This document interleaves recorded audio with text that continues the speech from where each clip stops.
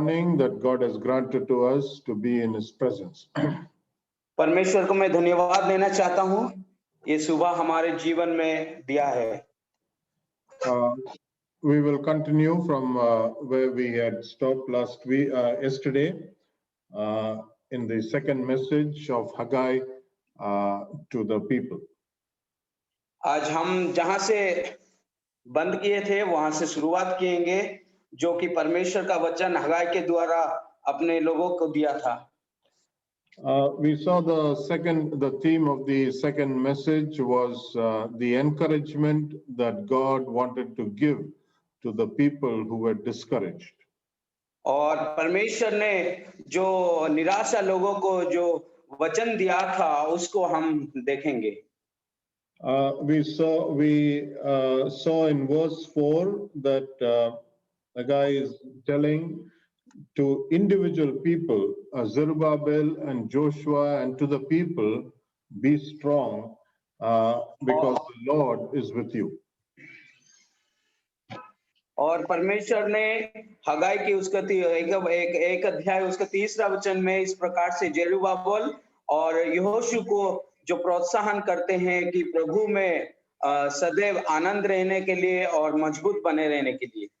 So God is encouraging them to continue with the work that they have started. और परमेश्वर उन लोगों को अपने वचन के द्वारा उनको प्रोत्साहन करते हैं कि जिस कार्य के लिए वो लोग ताड़ना सहते आ रहे हैं उस कार्य को लगातार करते रहें। So God is saying that you be strong and work because I am with you. और परमेश्वर ये भी कहते हैं आप याब के साथ काम करो क्योंकि मैं आपके साथ हूँ। And then when we come down to verse 5, जब हम 5 वचन में आते हैं, as for the promise which I made you when you came out of Egypt, my spirit is abiding in your midst, do not fear. और 5 वचन में हमें इसलिए देखते हैं chapter 1 and verse 5. Yeah, chapter 2 and verse 5. तुम्हारे मिस्र से निकल के समय जो वाचा मैं तुमसे बांधी थी उसी वाचा के अनुसार मेरा आत्मा तुम्हारे बीच में बना है, इसीलिए तुम मत डरो। So God is now saying that as I have given the promise when you came out of Egypt, that my spirit will abide in your midst, so you do not fear.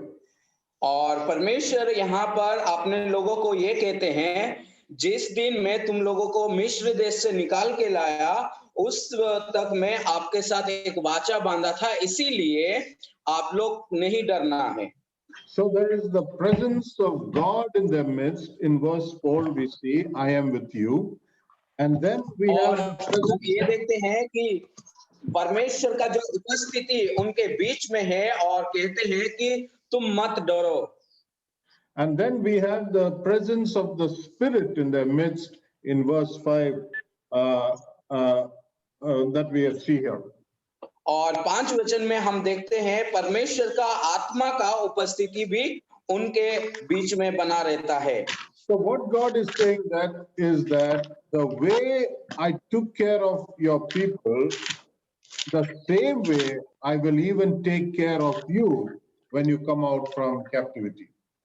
और यहाँ पर परमेश्वर उनको ये कहने के लिए कहना चाहते हैं कि जिस तरह से मैं तुम लोगों का पालन पोषण किया जब तुम लोगों को मिस्र से छुड़ाया, तो उसी प्रकार इस बंधुआई से भी मैं तुम लोगों को छुड़ाऊंगा। So how I took care of you when you left Egypt, when you were redeemed from Egypt, now when you come back from captivity, I will take care of you in the same way.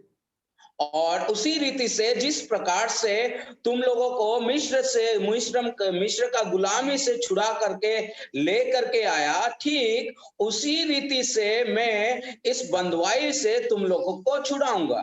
See, that's the encouragement God is giving to the people. और हम यहाँ पर ये देखते हैं वही बात है जो परमेश्वर अपने लोगों को प्रोत्साहन करते हैं। The people who were discouraged with the work. और यहाँ पर देखते हैं कि लोग इस प्रकार से वो लोग आशाहीन हो गए थे। And now God is saying that I will take care of you. और अभी परमेश्वर उनको ये कहते हैं कि अभी से मैं आपका ख्याल रखूंगा। So the presence of God is in their midst, and God's promise is also given to them. और उनके बीच में परमेश्वर का उपस्थिति है और उनका परमेश्वर का उपस्थिति है और परमेश्वर का जो प्रॉमिस भी उनके बीच में है। And then now when we come down from verse 6 to verse 9, God is now giving a promise that once more he is going to shake this nation, the heavens and the earth and the dry land. और इसमें हम देखते हैं सूखा भूमि को और स्वर्गीय स्थानों को परमेश्वर एक और बार जो इस प्रकार से आघात करने के लिए जा रहे हैं। In verse 6 he says, once more in a little while I'm going to shake the heavens and the earth. और 6वां वचन में हम ये देखते हैं क्योंकि सेनाओं का यहोवा यह कहता है अब थोड़ी ही देर बाकी है कि मैं आकाश और पृथ्वी और समुद्र और स्थल सबको कंपित करूंगा। So what God is saying is that in a little while, that means it's going to be very soon that I am going to bring about a shaking of the heavens and the earth and the sea. और परमेश्वर यहाँ ये कहते हैं कि बहुत ही कम समय है, थोड़ी ही देर है। One second. Yes.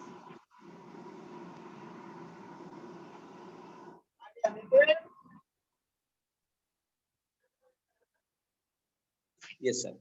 Okay. परमेश्वर यहाँ पर ये कहते हैं कि थोड़ी ही देर है कि मैं आकाश और पृथ्वी, समुद्र और स्थल सबको कंपित करने वाला हूँ। And then in verse 7 he says, I will shake all the nations. और 7वां वचन में परमेश्वर ये कहते हैं सारे जातियों को भी कंपाऊंगा। So God is going to shake the entire earth and he's also going to shake up the nations. और परमेश्वर सारा ब्रह्मांड को कंपित करने के लिए जा रहे हैं, उसके साथ साथ सारे जातियों को भी वो कंपित करेंगे। See, when we look at verse 6, this is the same verse that is quoted in Hebrews chapter 12 and verse 26.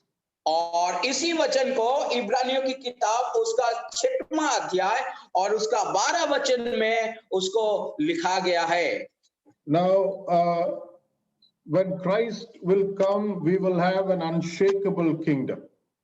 और जब प्रभु यीशु मसीह दोबारा आएंगे तो अकंपित होने वाला एक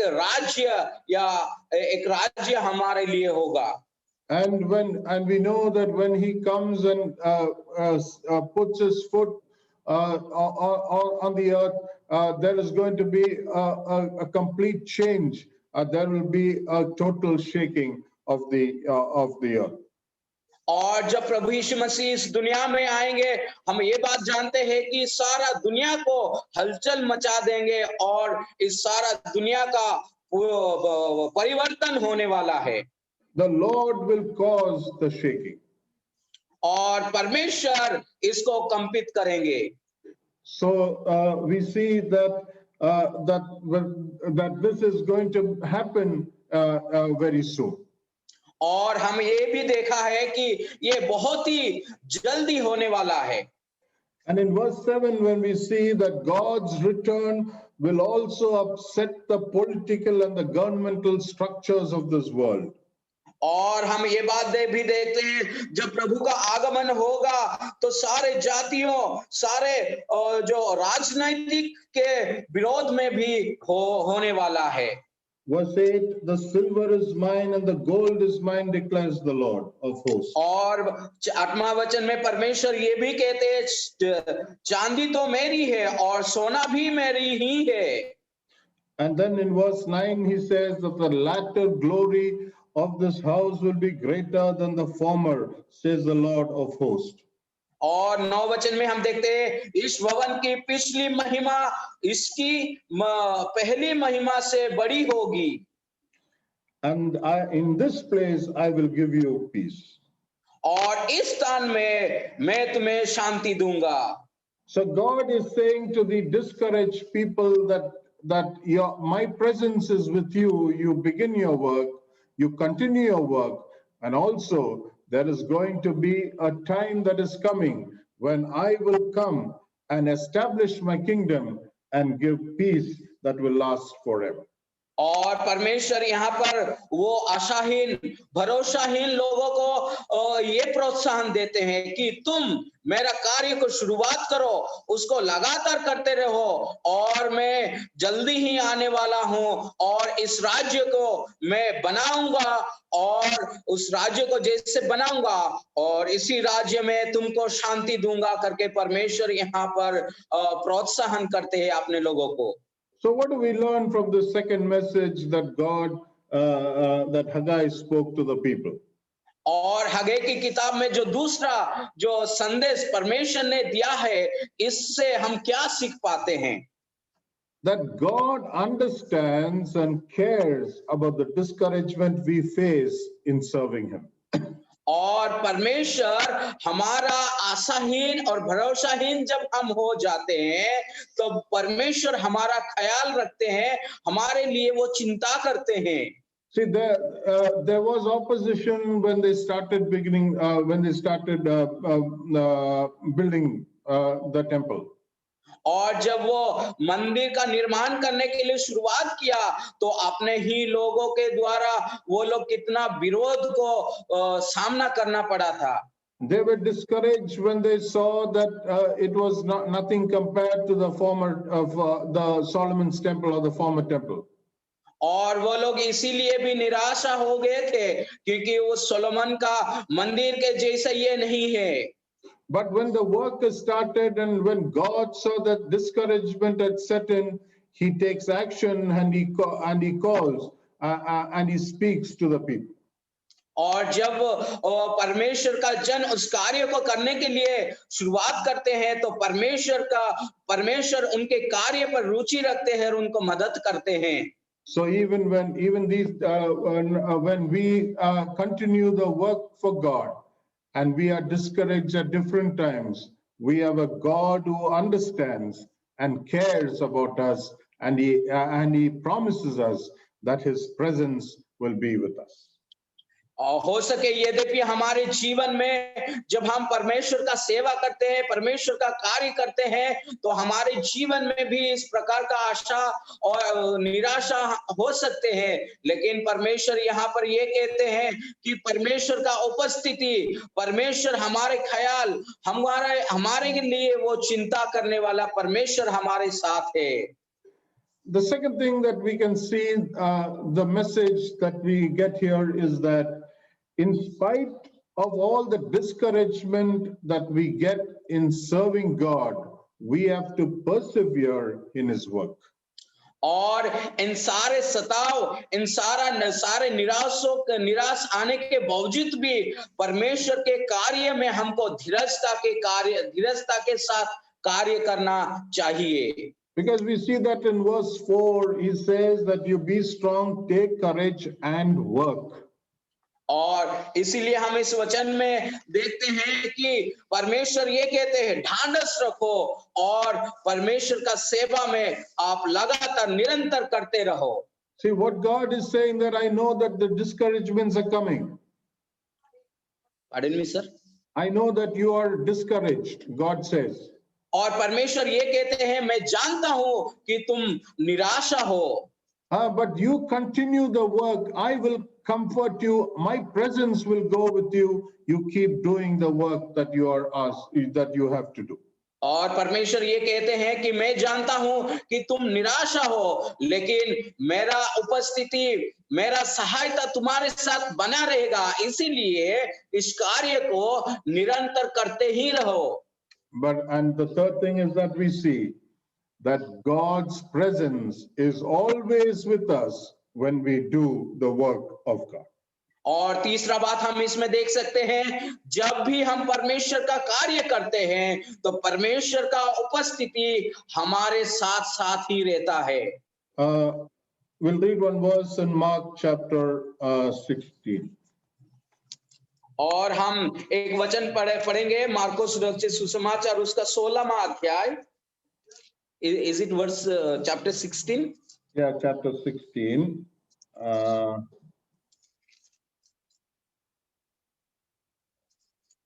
Okay, and verse 20. और मार्कोस रचित सुसमाचार उसका 16 अध्याय और उसका 20 आयत हम पढ़ेंगे। इसमें हम इस प्रकार से पढ़ते हैं, और उन्होंने निकलकर हर जगह प्रचार किए और प्रभु उनके साथ काम करता रहा और उन चिन्हों के द्वारा जो साथ साथ होते हैं वचन को दृढ़ करता रहा। Yes, brother. The Lord worked with them. और यहाँ हम ये देखते हैं परमेश्वर अपने लोगों के साथ कार्य किया।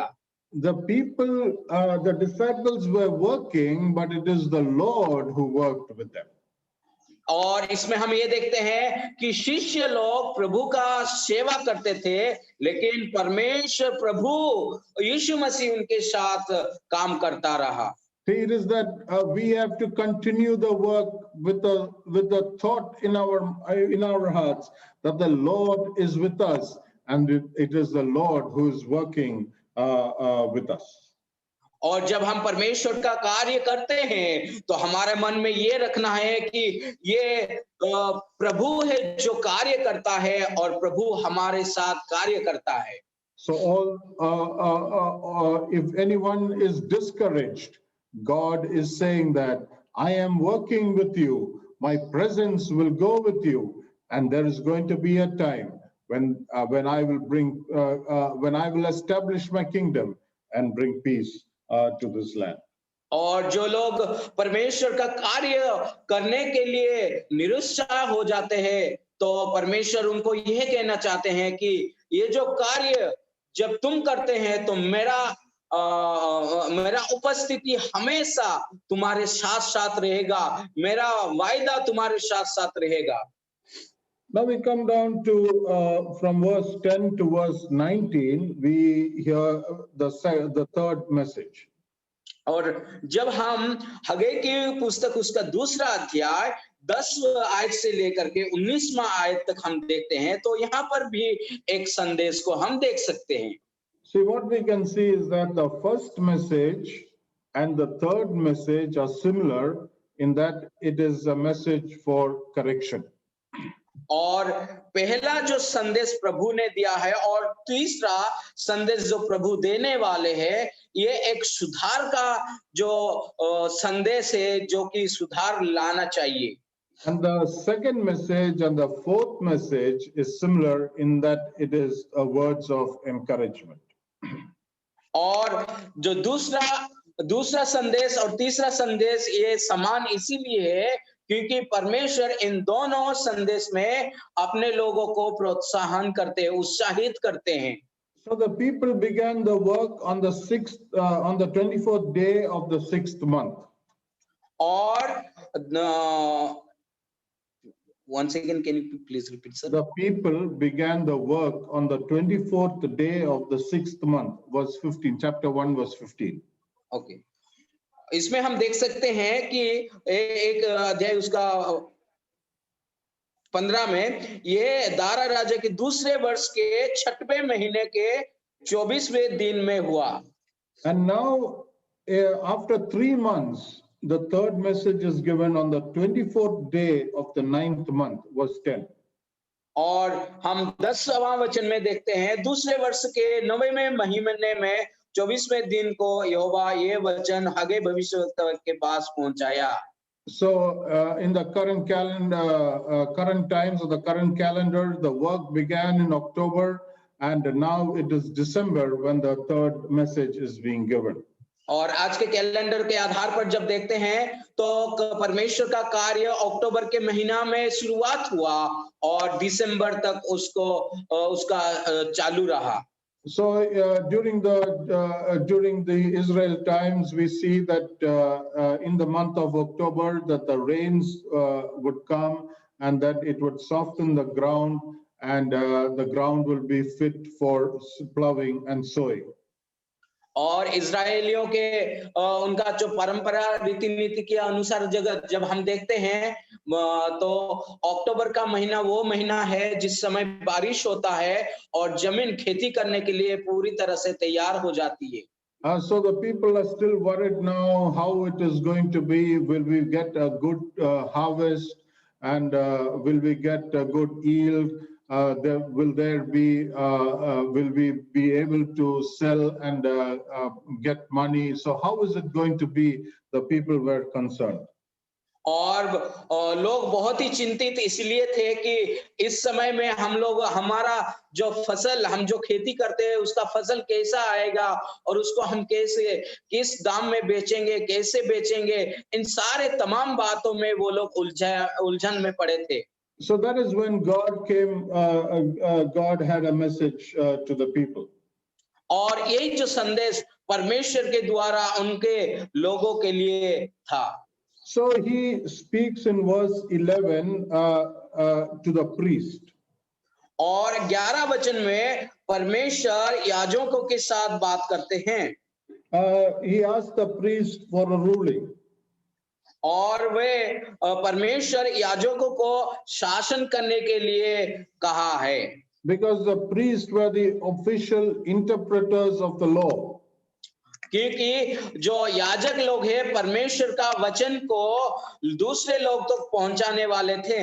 And they were involved in the sacrifices and they were involved in the daily activities of the temple. और वे लोग ये लोग वे हैं जो कि परमेश्वर का बलिदानों में और मंदिर का कार्य में लगे रहते थे। So God asked the priest, he speaks to the priest. और इसीलिए परमेश्वर याजक लोगों से बात कर रहे हैं। So he asked them two questions.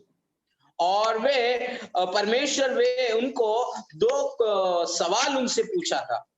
In verse 12, if a man carries holy meat in the fold of his garment and touches bread with its fold or cooked food, wine, oil, or any other food, will it become holy?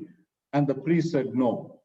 और इसमें हम 12 वचन में हम देखते हैं यदि कोई अपने वस्त्र के आंचल में पवित्र मांस बांधकर उस आंचल से रोटी या पकाए हुए भोजन का या दाख मधु या तेल या किसी प्रकार के भोजन को छुए तो क्या वे भोजन पवित्र ठहराएगा? तो याजक ने उत्तर दिया नहीं। So carrying holy meat in a garment, will it make something holy? Will it transfer holiness? And the priest said no. और वस्त्र में एक पवित्र मांस को उसको लपेट करके लेके जाते हैं, क्या इसको हम पवित्र मांस करके कह सकते हैं? And then he asked the second question in verse 13 that one who is unclean from a corpse touches any of these things, that is those things in the on top that is mentioned, that there's cooked food, wine or oil or any other food, will it become unclean?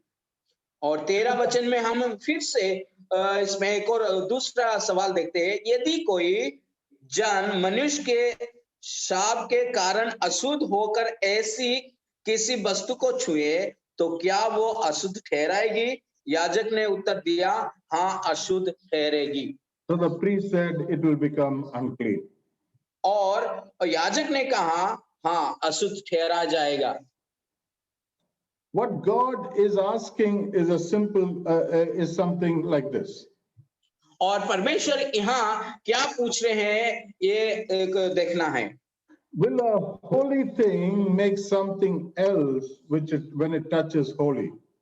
और एक पवित्र वस्तु किसी और वस्तु के साथ अगर टच हो जाता है तो क्या ये दूसरा वस्तु बनेगा? When something unclean or unholy, when it touches another thing, will it become unclean or will it become unclean? और एक अशुद्ध वस्तु किसी एक वस्तु को छूता है या छू लेता है तो क्या वो वस्तु भी अशुद्ध माना जाता है? See, what God is saying is that holiness is not transferable. और यहाँ पर परमेश्वर ये कहते हैं कि पवित्रता कोई भी परिवर्तनशील नहीं है, But unholiness is transferable. और लेकिन जो अशुद्धता वो है परिवर्तनशील। See, let me in the present setting, when we look at the infection that is going around. और अगर वर्तमान के स्थिति में जो इन्फेक्शन हमारे बीच में हो रहा है उसके बारे में जब हम देखते हैं तो if there are 10 people in a room and if I am a COVID patient and if I come there, is it easy for me to transfer my sickness to the 10 healthy people, or will the 10 healthy people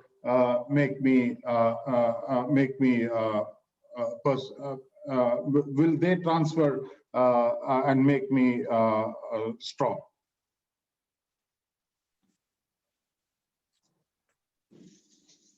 Yes sir, am I audible? Yeah. Okay so मान लीजिए एक कमरे में 10 लोग हैं और उसमें से मैं एक कोविड बीमार मरीज हूं। जब मैं उसमें जाता हूं तो क्या वो 10 लोग मेरा जो कोविड के वजह से उन लोगों को कोविड होगा या उनका अच्छे स्वास्थ्य के कारण मुझे अच्छे स्वास्थ्य मिलेगा? So that is what, will I become healthy or will they become unhealthy? और इसमें एक सवाल है कि वो मेरा बीमार के कारण वो बीमार हो जाएंगे या मैं उनके जो अच्छे स्वास्थ्य के वजह मुझे अच्छा स्वास्थ्य मिलेगा? See, this is what God is asking the priests. और यही बातें हैं जो परमेश्वर उस याजक को बोलते हैं। And he is telling them that holiness is not transferable. और परमेश्वर ये भी कहते हैं कि पवित्रता को हम परिवर्तन नहीं कर सकते, यानी एक जगह से दूसरा जगह तक नहीं ले सकते। But unholiness or is transferable, or in other words we can say that sin spreads throughout. और लेकिन अशुद्धता, क्या एक अशुद्ध व्यक्ति अगर शुद्ध व्यक्ति को छू जाता है तो वो अशुद्ध माना जा सकता है। And God says in verse 14, and Haggai said, so is this people. और इसीलिए परमेश्वर ने 10 वचन में हगाई को इस प्रकार से कहा है। It says, and so is this nation before me. Yes sir. So verse 14, so is this people and so is this nation before me, declares the Lord, and so is the every work of their hands, and what they offer there is unclean. और इसमें हम देखते हैं यहोवा की यही वाणी है कि मेरी दृष्टि में हर प्रजा और हर जाति के वैसे ही है और इसके सब काम भी वैसे ही है और जो कुछ वे वहां चढ़ाते हैं वो भी अशुद्ध है। The people began the work, they obeyed God, the voice of God, they feared the presence of God, and they began the work 3 months back. और 3 महीने से पहले वो लोग परमेश्वर का कार्य को शुरुआत किया, परमेश्वर का भय माना, परमेश्वर का उपस्थिति को भी वो लोग महसूस कर पाए। So people thought that was more than enough for them now when they have already started and obeying God, and so they can see the blessings coming in their lives. और इसी रीति से जब वे लोग परमेश्वर का कार्य को ऑलरेडी शुरू कर चुके हैं तो उनको और किसी भी बातों पर ध्यान नहीं लगाना, परमेश्वर का ध्यान में परमेश्वर को याद करते हुए, परमेश्वर का उपस्थिति को महसूस करते हुए आगे बढ़ना चाहिए। But God is saying that there is something else more important. और परमेश्वर और एक बात बोलते हैं, इसके अलावा एक और महत्वपूर्ण बात है। that what they are offering, their hands are unclean. और जो वस्तु को वो लोग अपने हाथों से चढ़ाते हैं वो अशुद्ध है। An unclean hand or an unholy person is not what the sacrifices from an unholy person is not what God expects. और परमेश्वर उस अशुद्ध हाथों से या अशुद्ध मनुष्य से कोई ऐसा भेंट नहीं चाहते हैं। So God is giving a very strong word here saying that your hands are unclean, but you are doing the work for God. और परमेश्वर ये कहते हैं आप लोगों का हाथ अशुद्ध है फिर भी आप परमेश्वर का कार्य करते हैं। And so in verse 15, he says, you consider, you give careful thought. और 15वां वचन में इसीलिए परमेश्वर कहते हैं कि आप सोच विचार को करो कि आज से पहले अर्थात जब यहोवा के मंदिर में पत्थर पर पत्थर रखा ही नहीं गया था। See how it says in verse 16 and verse 17 that I smote you and every work of your hands in verse 17.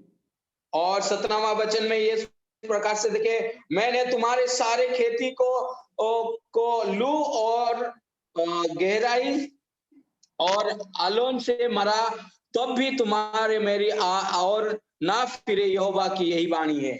In verse in chapter 1 also we see that God worked that these people did not have time to build God's house and how God corrected them. और इन लोगों के पास परमेश्वर के भवन का निर्माण करने के लिए भी इनके पास समय नहीं था तो परमेश्वर ने उनको सुधारा। And how God had made things difficult for them in correcting them, in trying to correct them. और परमेश्वर ने भी उनको सुधारने के लिए कितना वक्त लगा दिए। But now when we come to verse 17, God says, even now I smote you and your work. और इसीलिए परमेश्वर कहते हैं मैं तुमको और तुम्हारा काम को मारा। And yet you did not come back to me. लेकिन अभी तक तुम मेरे पास वापस नहीं आए।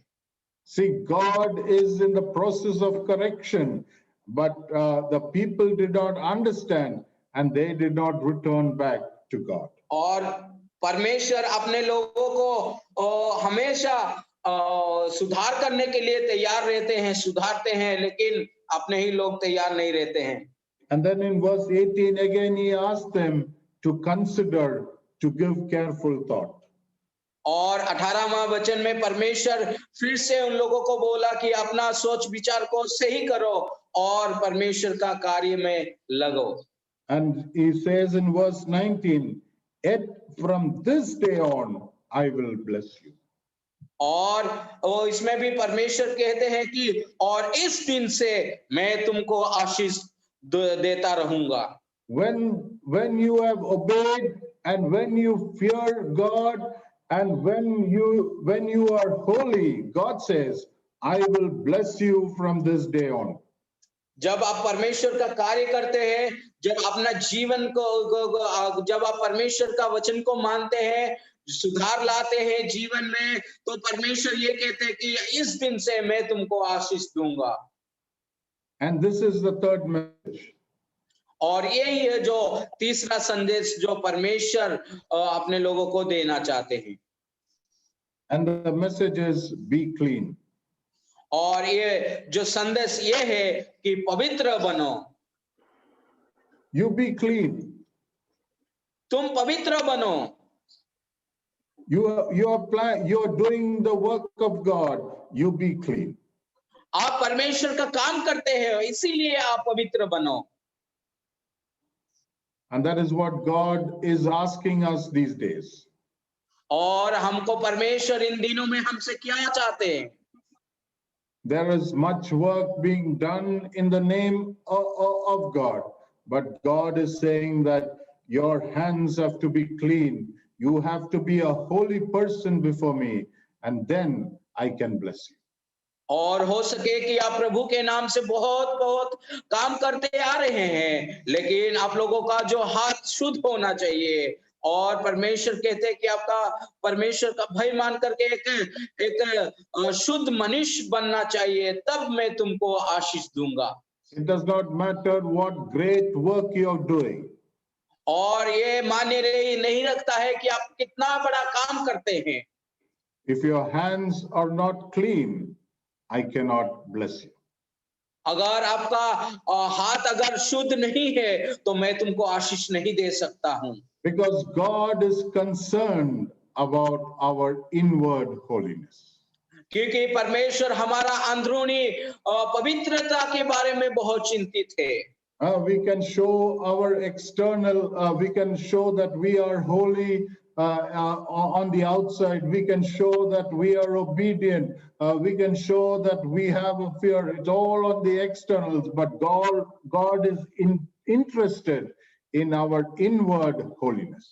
और हमारा बाहर की रूप से जो आज्ञाकारिता दिखाते हैं, पवित्रता दिखाते हैं, जो शुद्धता को हम दिखाते हैं, परमेश्वर उनमें से रुचि नहीं रखता है, लेकिन हमारा अंदरूनी पवित्रता से परमेश्वर रुचि रखते हैं। मेरा प्रियो, The message that Haggai gave to the people, the same message is applicable even today to us, that we must be holy in God's presence. परमेश्वर ने जो संदेश अपने लोगों को हगाई के द्वारा दिया गया था, तो वही संदेश आज भी हमारे जीवन में लागू करना चाहिए और लागू हो सकता है। तो परमेश्वर का संदेश ये है कि प्रियो, हम सब लोग परमेश्वर के सामने पवित्र बनना चाहिए।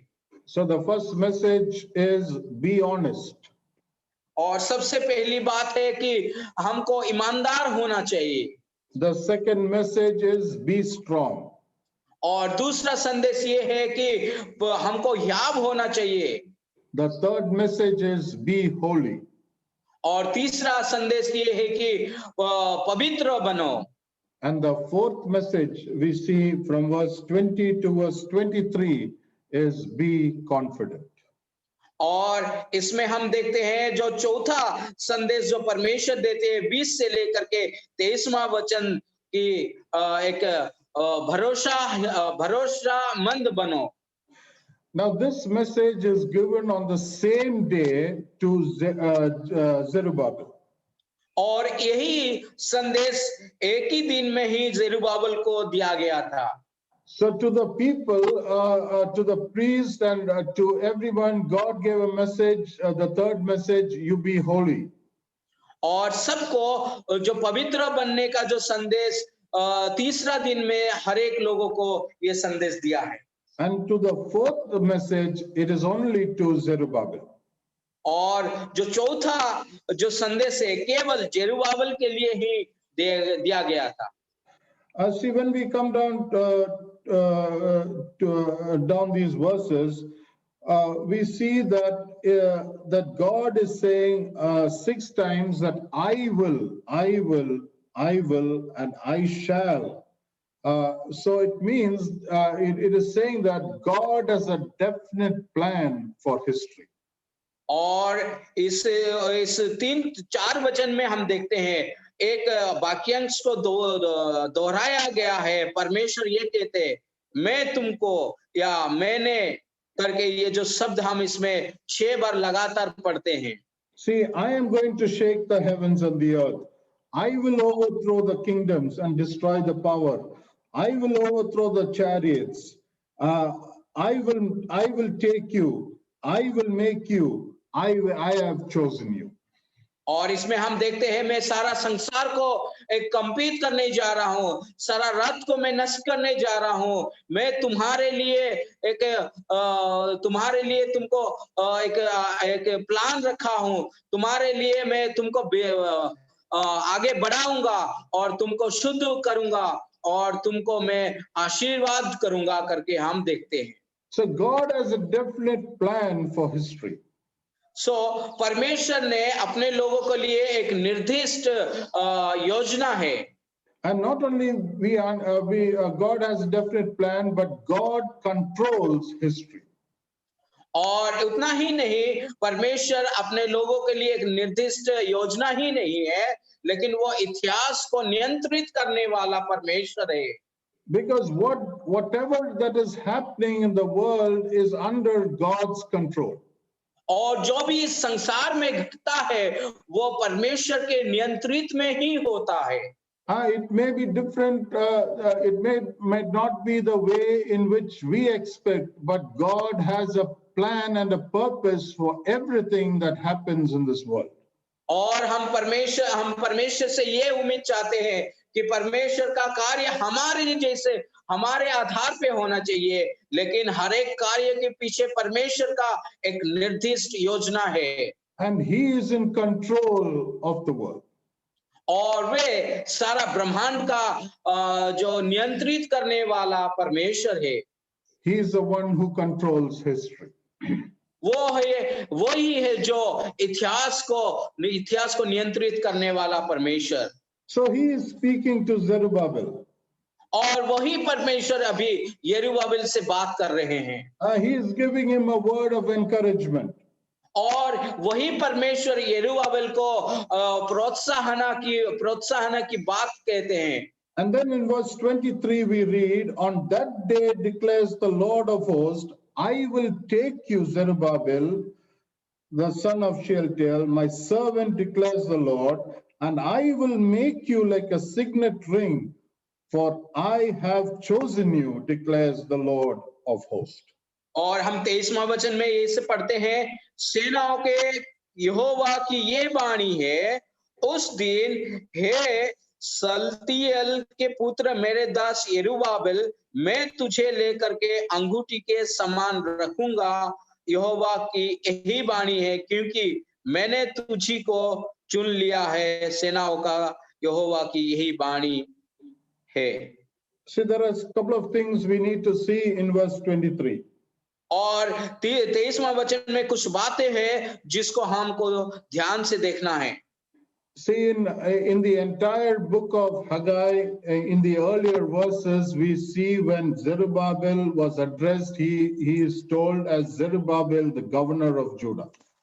और जैसे कि हम हगाई की पुस्तक में उसका जो प्रारंभिक आयतों को जब हम देखा था कि यरूबाबिल को एक गवर्नर के या राष्ट्रपति के जैसे हम देख सकते हैं। Okay, we read that in chapter 1 and verse 1, and also in chapter 2 and verse 21, and in chapter 2 and verse 2, Zerubbabel the governor. और इसके लिए अगर हम पढ़ेंगे हगाई की किताब 1 अध्याय 1 दूसरा वचन का 1 और दूसरा का 21 वचन में भी देख सकते हैं कि वो यरूबाबिल है जो कि यहूदा का अधिपति था। But here we see Zerubbabel, my servant. और यहाँ पर परमेश्वर यरूबाबिल को मेरा दास कह करके संबोधित करते हैं। See, God is now speaking directly to Zerubbabel and says, you are my servant. अभी यरूबाबिल को परमेश्वर ने प्रत्यक्ष रूप में बात करते हैं और कहते हैं कि तुम मेरा दास हो। We read of David, who was called as my servant. और हम दाऊद के बारे में भी हम देख सकते हैं कि जिनको परमेश्वर ने कहा है ये मेरा दास है। We read of Israel, where God calls them as my servant. और हम इज़राइल के बारे में भी देखते हैं जहां पर परमेश्वर उनको ये कहते हैं कि इज़राइल मेरा दास है। And then when we come to Isaiah chapter 52, we read about my servant, that is the Messiah.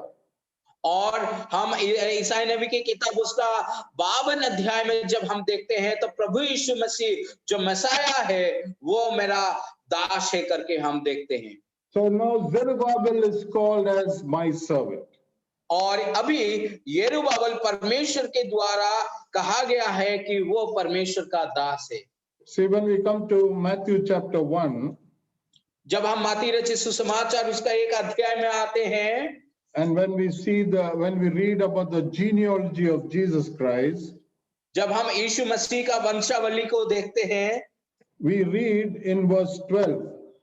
और उसका 1 अध्याय और 12 वचन में हम जब देखते हैं, After the deportation to Babylon, Jeconiah became the father of Shealtiel, and Shealtiel the father of Zerubbabel.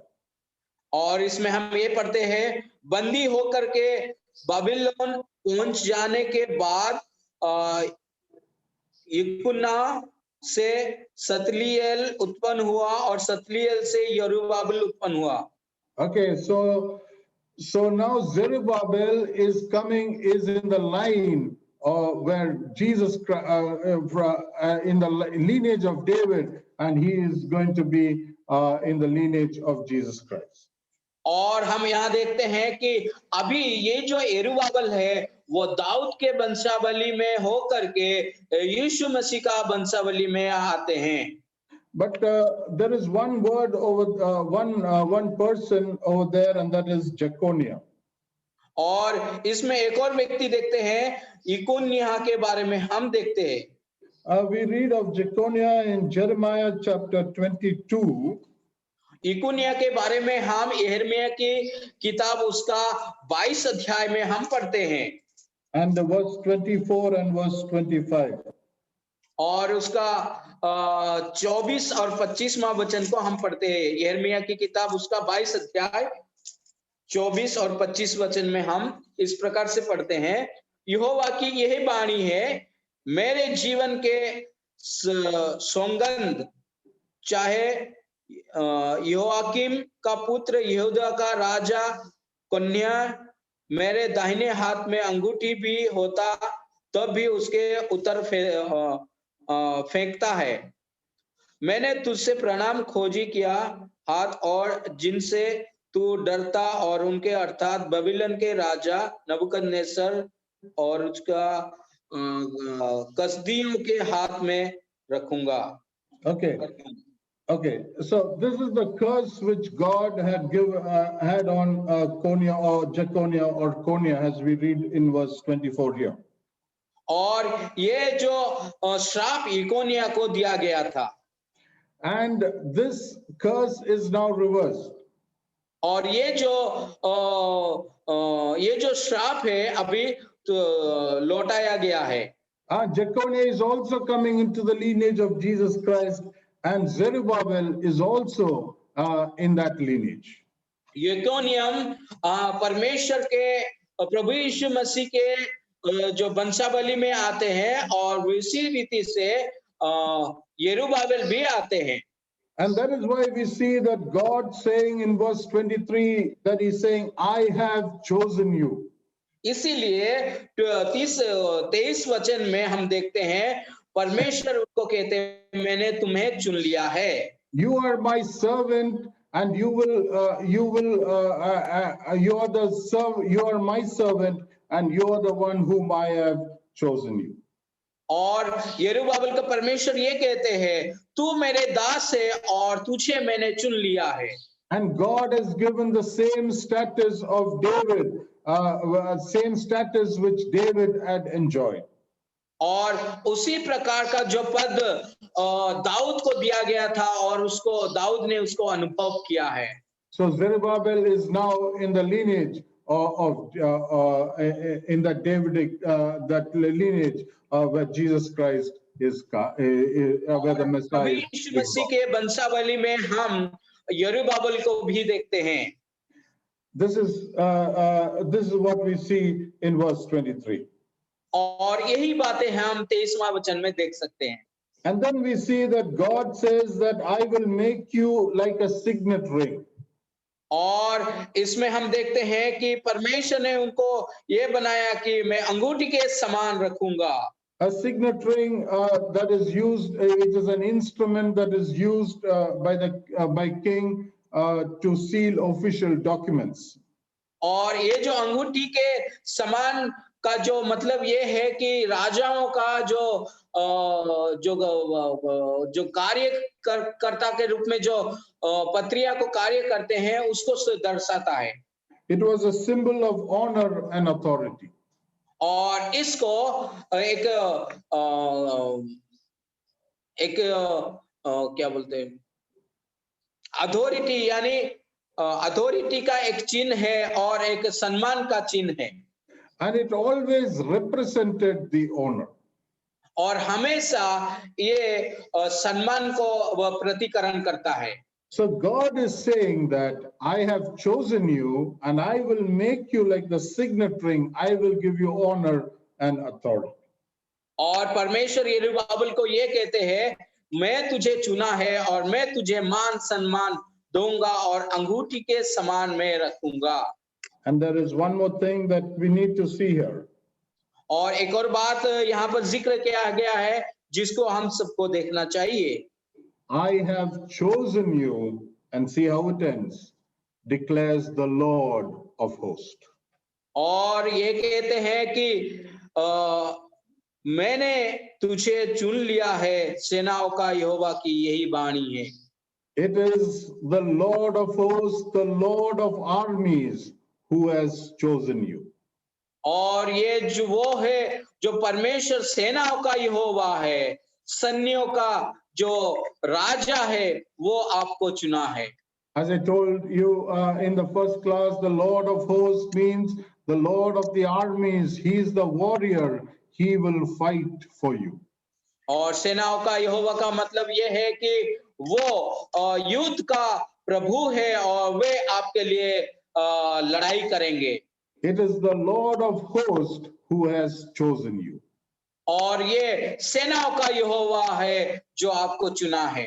We read that in First Peter, we read that we are a chosen people and a royal priesthood. और हम पत्रस की पत्री में हम देखते हैं, हम राजकीय वंश का याजक लोग हैं। We are the chosen people of God. हम परमेश्वर के चुने हुए वंश हैं। And it is declared by the Lord who fights for us. और ये वो संबोधित करते हैं, ये घोषणा करते हैं जो हमारे लिए युद्ध लड़ते हैं।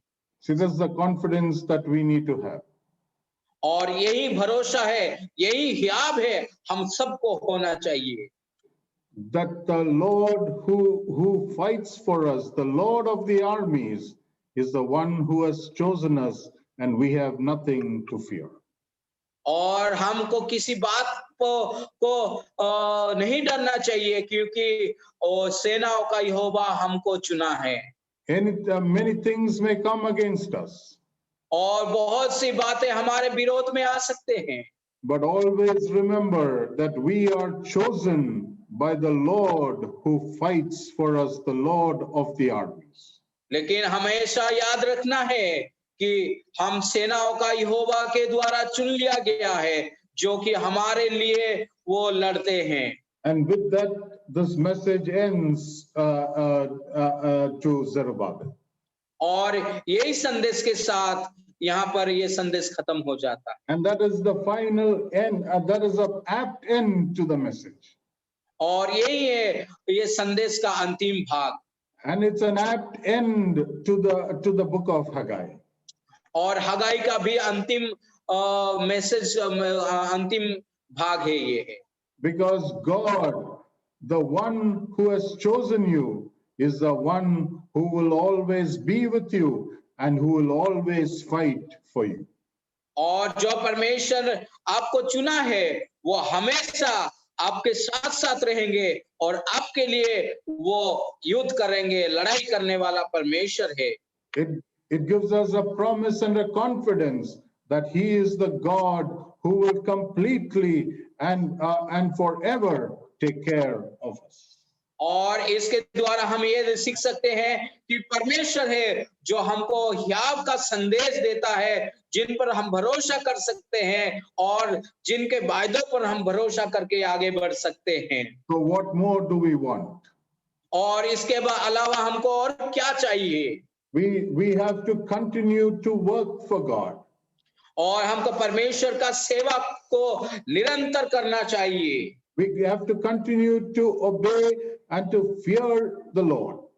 और परमेश्वर का भय मानना और परमेश्वर का आज्ञा पालन करना हमको निरंतर करना चाहिए। But more important, we need to be holy in our lives. और सबसे मुख्य बात यह है कि हमारे व्यक्तिगत जीवन में, हमारे सारे जीवन में हमको पवित्र बनना है प्रियो। God says that I will be with you. और परमेश्वर कहते हैं मैं तुम्हारे संग संग रहूंगा। I will be with you in your work. मैं आपके कार्य के साथ बने रहूंगा। I will work with you in your work. मैं आपके कार्य के साथ आपको कार्य में मदद करूंगा। You be holy. आप पवित्र बनो। And then finally he says, और अंतिम में वो ये कहते हैं, he concludes everything, he puts in that phrase, I have chosen you because I am the Lord of hosts. और सभी बातों का सारांश लेकर के प्रभु ये कहते हैं, मैं सेनाओं का यहोवा जो तुमको चुना है। So as we end this study on the book of Haggai, और जैसे हम इस हगाई की किताब का अध्ययन को अंतिम करते हैं, God is asking us to be honest to him. और परमेश्वर हम सब लोग को ये पूछते हैं कि हमारे कार्य में हम सब लोग को ईमानदार बना रहना है। You give lot of excuses. We give lot of excuses, but God is saying that you be honest and begin the work which you are asked to do. और हम जब परमेश्वर का कार्य आता तो हम बहुत सारे बहाना बनाते हैं, लेकिन परमेश्वर ये कहते हैं कि आप अपने कार्य में ईमानदार दिखाइए। There may be discouragements that come in your life while you are working, but God says you be confident and you be strong and work because I am with you. और हो सके कि जब तुम परमेश्वर का सेवा करते हो, बहुत सी निराशा आ सकता है, फिर भी कभी निराशा नहीं होना है। हमारा संपूर्ण भरोसा परमेश्वर पर होना चाहिए, परमेश्वर का वायदे पर होना चाहिए, और उस कार्य का निरंतर हम करते रहना चाहिए। God, the people thought that God will bless them when they do His work, but God is saying it is not the external obedience that is sufficient. Your internal holiness is important. और लोग ये सोचते हैं कि परमेश्वर हमारा बाह्यिक जो आज्ञाकारिताओं के द्वारा वो आशीषित करेंगे, लेकिन परमेश्वर ये कहते हैं कि तुम्हारा अंदरूनी पवित्रता को देख करके मैं आशीर्वाद करूंगा। And then finally, God says, be confident. और अंतिम में प्रभु ये कहते हैं कि याद रखो। You may be having unnecessary fears. और हो सके कि तुम्हारे जीवन में बहुत सारे अनुचित भय होगा। There may be oppositions. और हो सके कि आपको ताड़ना आता है। There may be concerns that you have. और आपके मन में बहुत सी चिंताएं हो सके।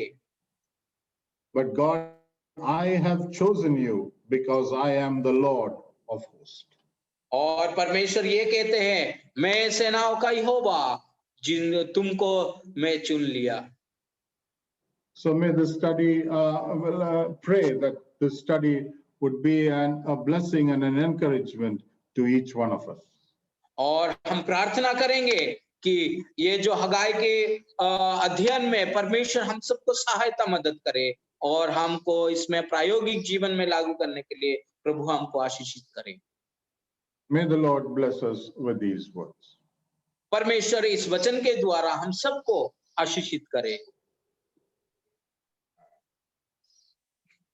Thank you so much, Philip sir, for your wonderful and encouragement words. Really, we are overwhelmed with the message that you have given us. We just want to give thanks from the bottom of our hearts to really you have brought a wonderful message to us. Thank you so much, dear Thomas sir. Praise God. Thank you. Praise God. बहुत बहुत धन्यवाद sir जी, आपने बहुत सुंदर वचन से हमको share किया, और परमेश्वर के नाम की महिमा हो। Dasharath brother, yes, would you please conclude this section because I am in okay, no problem there. okay sure. So परमेश्वर की महिमा हो। आज के इस क्लास को हम प्रार्थना के साथ हम समाप्त करेंगे। मैं अनुरोध करता हूं, हमारे बीच में भाई लालू प्रसाद भगत है बिहार से, प्रार्थना करके आप इस सभा को समाप्त करेंगे। भाई लालू भगत, मेरा आवाज सुन रहे क्या? आइए आइए जी जी ब्रदर।